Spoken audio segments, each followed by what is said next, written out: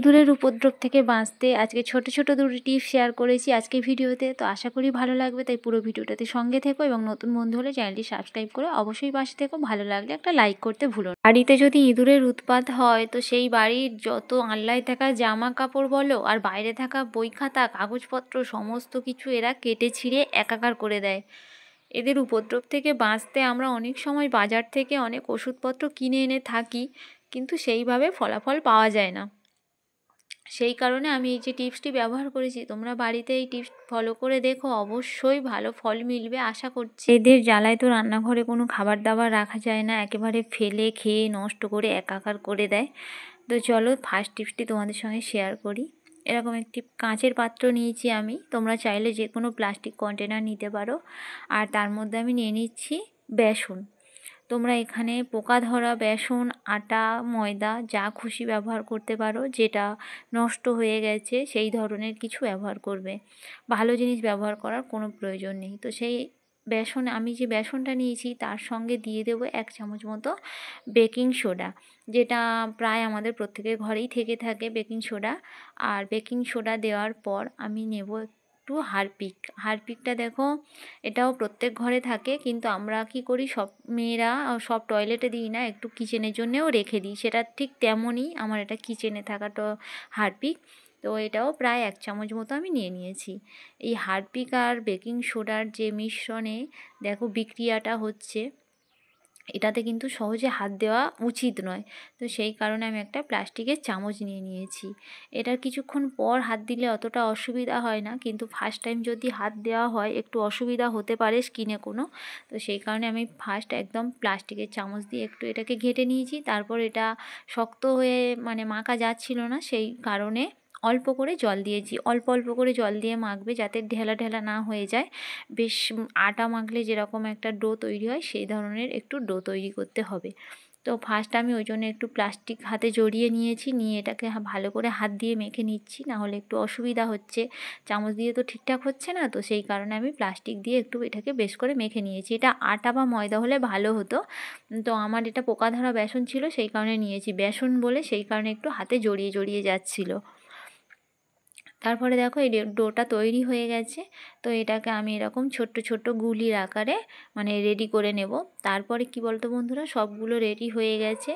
তো এখানে আমি দেব আরেকটা জিনিস, এগুলো তো প্রায় রেডি হয়ে গেছে, এর সঙ্গে এবার আমি একটু চিনি মিশিয়ে নেব। চিনিটা যেহেতু মিষ্টি, তো সেই কারণে একটু ভালো খাবে। ইঁদুর তো এই ধরনের মিষ্টি জাতীয় জিনিসগুলো বেশি খায়। আমাদের রান্নাঘরে আমি দেখেছি, আমার রান্নাঘরে কি বলবো, উপরের ছোট্ট জায়গা, তার মধ্যে না রাতে করে বড় বড় ইঁদুর আসতো, এসে না সব জিনিসগুলো লণ্ডভণ্ড করে দিয়ে যেত।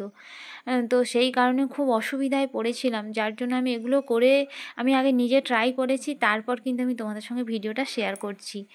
তো চলো দ্বিতীয় টিপসে যাওয়া যাক। তো প্রায় একই পদ্ধতিতে আমিও আরও একটু বেসন নিয়ে নিয়েছিলাম। আমি আগেও বলেছি এখানে আটা ময়দা নিলে সবথেকে ভালো হবে, এইভাবে জড়িয়ে জড়িয়ে উঠবে না। তো সেই বেসনের মধ্যে আমি কিন্তু দেব ন্যাপথলিন। তবে এক্ষুনি না, ন্যাপথলিনটা খুব কম দামি বাজারে পাওয়া যায়, আমরা জামা কাপড়ের মধ্যে আলমারিতে দিয়ে রাখি ন্যাপথলিন, এটা ঘরে থেকেও থাকে। তো আগে ন্যাপথলিনটাকে আমি একটু এরকম কাগজের মধ্যে নিয়ে আস্তে আস্তে করে এটাকে গুঁড়ো করে নেব ভালোভাবে। এটা খুব সহজেই গুঁড়ো হয়ে যায়, একটু হালকা করে কোনো ভারী কিছু দিয়ে ঠুকলেই গুঁড়ো হয়ে যায়। বন্ধুরা ন্যাপথলিনটা তো গুঁড়ো হয়ে গেছে, তারপরে আমি এখানে বেসনে ব্যবহার করব একটি বিড়িটা সম্পূর্ণ লাগবে না, এর কিছুটা হলেই হবে। এর মধ্যে যে পাতাটা আছে না, সেই যে পাতাটা দিয়ে এই তামাক যেটা আর কি, সেটাই আমি বেসনের মধ্যে একটু মিশিয়ে নেব, কেন এটা খেলে অবশ্যই মাথা ঘুরবে। আর মাথা ঘোরা মানেই ইঁদুর কিন্তু বাড়ির থেকে বাইরে বেরিয়ে যেতে বাধ্য হবে। আর এখানে আমি দেখো অল্প পরিমাণ জল নেব, যতটা প্রয়োজন এটা মাখার মতো জল নেব। জল দিয়ে আস্তে আস্তে কিন্তু এই ডোটাও তৈরি করে নিতে হবে। আর একটু শক্ত শক্ত হলে তবেই সুবিধা হবে জিনিসটা বানাতে। আর ওই যে বললাম বেসনের কারণে হাতে জড়িয়ে জড়িয়ে যাচ্ছিলো। তো যাই হোক, এভাবে আমার রেডি হয়ে গেছে ডোটা। এবার আমি কি করব, আমরা যেভাবে পুর পিঠে বানাই না, ভিতরে নারিকেল দিয়ে, সেই রকম টাইপের আমি কিন্তু বানাবো। ফার্স্ট আমি গুলি গুলি আকারগুলো করে নিচ্ছি, আর তারপর আমি ওটা পুর ভরার মতো ন্যাপথলিনটা আমি এর মধ্যে দেব, না হলে বাইরে থাকলে এর যে তীক্ষ্ণ গন্ধটা সেটা কিন্তু ইঁদুরে মুখও দেবে না। ন্যাপথলিনের যে তীক্ষ্ণ গন্ধটা থেকে থাকে, তো সেই কারণেই আমি এটা মানে ওই পিঠের পুর ভরার মতো এই জিনিসটা আমি পুর ভরে দেব। দেখতেই পেলে আমি কিভাবে এটাকে বানাচ্ছি।